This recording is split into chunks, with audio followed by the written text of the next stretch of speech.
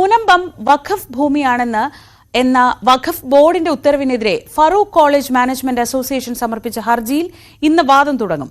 വഖഫ് ബോർഡിന്റെ 2019 ഉത്തരവും വഖഫ് രജിസ്റ്ററിൽ സ്ഥലം ഉൾപ്പെടുത്തിയിട്ടുള്ള ഉത്തരവും റദ്ദാക്കണമെന്നാണ് ഹർജിയിൽ ആവശ്യം.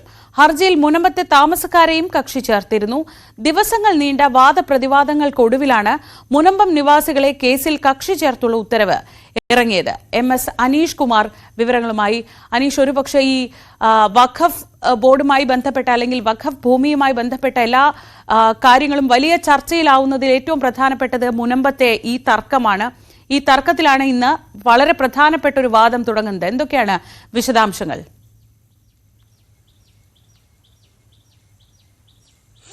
ശ്രീജ, വലിയ രീതിയിലുള്ള വാദപ്രതിവാദങ്ങൾ തന്നെ നടന്ന ശേഷമാണ് ഈ മുനമ്പം നിവാസികളെ ഈ കേസിൽ കക്ഷി ചേർക്കുന്നതിനുള്ള നിർണായകമായ തീരുമാനം ഇന്നലെ വഖഫ് ട്രൈബ്യൂണലിന്റെ ഭാഗത്തുനിന്നും ഉണ്ടായത്. എന്തായാലും കഴിഞ്ഞ കുറച്ച് നാളുകളായി തന്നെ തങ്ങളുടെ ഭാഗം കൂടി ഇതിൽ കേൾക്കണമെന്ന ആവശ്യമാണ് ഈ മുനമ്പം നിവാസികൾ മുന്നോട്ട് വെച്ചത്. ഫാറൂഖ് കോളേജ് മാനേജ്മെന്റ് അസോസിയേഷനാണ് ഹർജി നൽകിയത്. അവർ നൽകിയ ഹർജി അനുസരിച്ച് മുനമ്പം ഭൂമി വഖഫ് ഭൂമിയായി ഏറ്റെടുക്കാനുള്ള വഖഫ് ബോർഡിന്റെ തീരുമാനം റദ്ദാക്കണമെന്ന ആവശ്യമാണ് മുന്നോട്ട് വെച്ചത്. ഒപ്പം രജിസ്റ്ററിൽ ഈ സ്ഥലം വഖഫിന്റേതെന്ന് ചൂണ്ടിക്കാട്ടിയുള്ള രേഖകളും തയ്യാറാക്കിയിരുന്നു. ഈ രണ്ട് കാര്യങ്ങളും മാറ്റണമെന്ന ആവശ്യമാണ് അവർ മുന്നോട്ട് വെച്ചത്. എന്നാൽ ഈ സ്ഥലം ഉടമയായിരുന്ന സിദ്ദിഖ് സേട്ട് കോടതിയിൽ നൽകിയ സത്യവാങ്മൂലം അനുസരിച്ച് ഇത് വഖഫ് ഭൂമിയായാണ് ഭൂമി കൈമാറിയിരിക്കുന്നത്. അതുകൊണ്ട് ഈ ഫാറൂഖ് കോളേജിന് ഒരു തരത്തിലും ഇത് കൈമാറ്റം ചെയ്യുന്നതിനോ വിൽക്കുന്നതിനോ ഉള്ള അവകാശമില്ല. ഈ സംബന്ധിച്ച രേഖകൾ തന്റെ പക്കലുണ്ട് എന്ന് കോടതിയിൽ കാണിക്കുകയും ചെയ്തിരുന്നു. ഇതിനിടെ വഖഫ് സംരക്ഷണ സമിതിയും അടക്കമുള്ളവർ ഈ കേസിൽ കക്ഷി ചേരാൻ തയ്യാറായിരുന്നു. അവരുടെ പക്കലും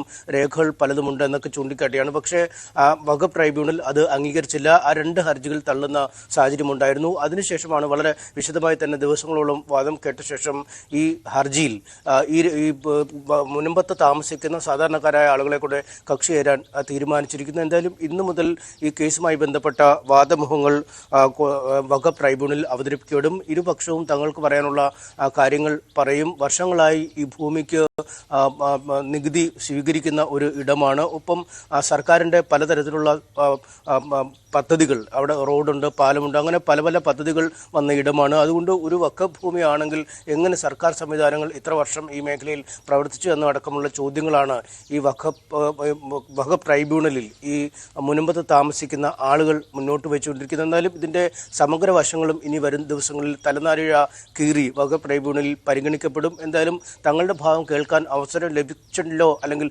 ലഭിക്കുന്നുവല്ലോ എന്നത് തന്നെയാണ് മുനമ്പം നിവാസികളെ സംബന്ധിച്ചിടത്തോളം ഏറെ നിർണായകമായി മാറുന്നത്. ശ്രീജ. ശരി, MS അനീഷ് കുമാറാണ് വിവരങ്ങൾ നൽകിയത്.